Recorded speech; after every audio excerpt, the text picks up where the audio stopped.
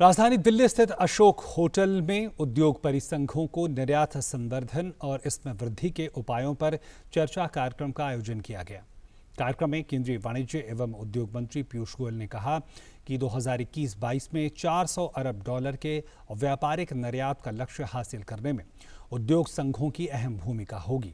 सरकार उद्योग जगत को बढ़ावा देने के लिए प्रतिबद्ध है। देखते हैं ओपी यादव की ये खास रिपोर्ट।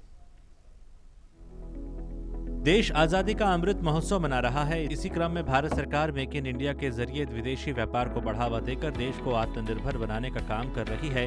इसी के तहत राजधानी दिल्ली में local goes global make in India for the world विषय को लेकर उद्योग परिसंघों को निर्यात संवर्धन और इसमें वृद्धि के उपायों पर चर्चा करते हुए केंद्रीय वाणिज्य एवं उद्योग मंत्री पीयूष गोयल ने कहा कि भारत का उद्योग तरक्की की ओर अग्रसर है। सरकार उद्योगों के विकास के लिए प्रतिबद्ध है।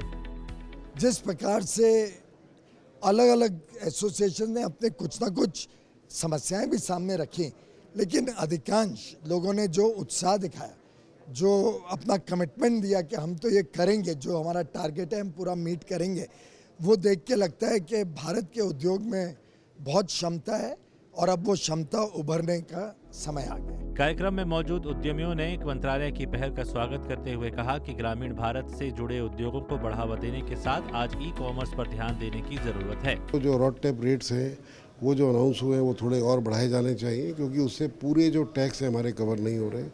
कई और ऐसे डिटेल मुद्दे हैं, जैसे कई हम लोग के इंडस्ट्री में जो हम लोग रॉ मटेरियल जो हम बाहर से मंगाते हैं उन पर ISI BIS की मुहर ज़रूरी हो गई है। कोरोना की वजह से, कोविड की वजह से BIS के ऑफिसर नहीं जा पा रहे हैं, तो उन चीज़ों में राहत मिलने की बात करी गई है। प्रधानमंत्री जी जो चाहते हैं कि भारत आत्मनिर्भर बने और भारत की जो manufacturing sector, MSME, handicraft, handloom, ये सेक्टर्स भी आ गया है और ये हमारे प्रोडक्ट बहुत एक्सेप्टेबल है वर्ल्ड में।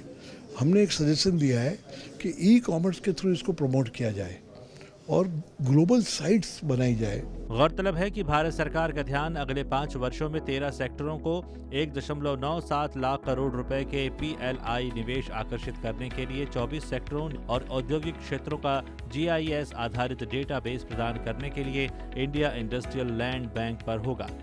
देश आज़ादी का अमृत महोत्सव मना रहा है। इसी क्रम में local goes global make in India for world नाम से इंडस्ट्री और सरकार के बीच संवाद कार्यक्रम का आयोजन किया गया।